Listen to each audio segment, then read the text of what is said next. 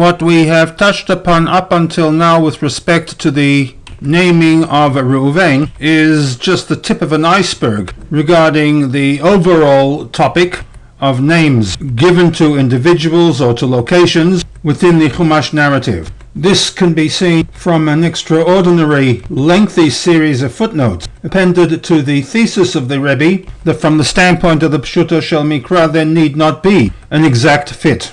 I will glean 3 examples amongst the many issues raised in this series of footnotes to demonstrate that from the standpoint of the Pshuto Shel Mikra, the name and the event need not be an exact fit. Example number 1 comes from the origins of the city of Bavel, which later became a world power.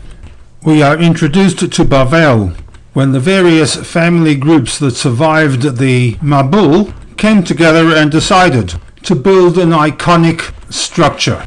It is somewhat unclear as to what it was about this building that displeased God, but the construction of this building came to an immediate halt on account of the fact that there was an inability of one family group communicating with the other, and according to the Chumash narrative, the beginning of different languages and dialects.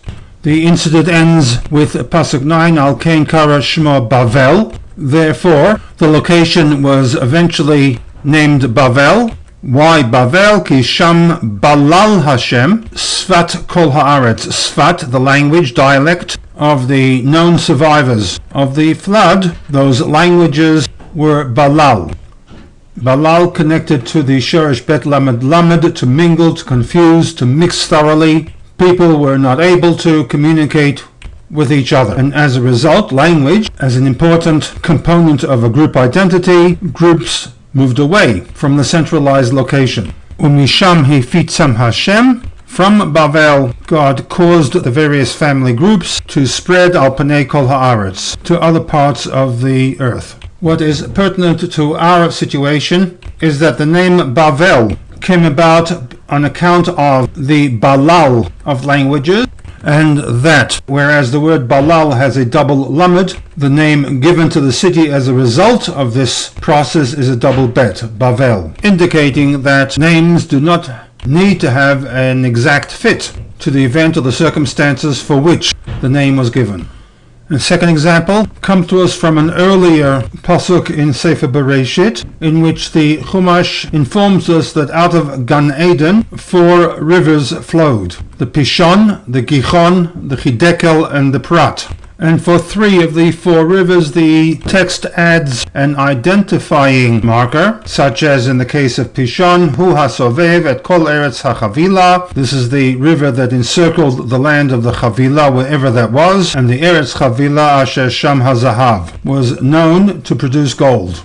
Rashi identifies the Pishon as Hu Nilos Nahar Mitzrayim. This was the Nile River, the main waterway that flowed through Mitzrayim. And then Rashi goes on to provide us with 2 reasons as to why the Nile was originally called Pishon. Reason number 1 is that the word Pishon is linked to the Shoresh Pei Vav Shin, to leap, to spread, to increase, and refers to the flooding waters of the Nile that irrigated the food basin.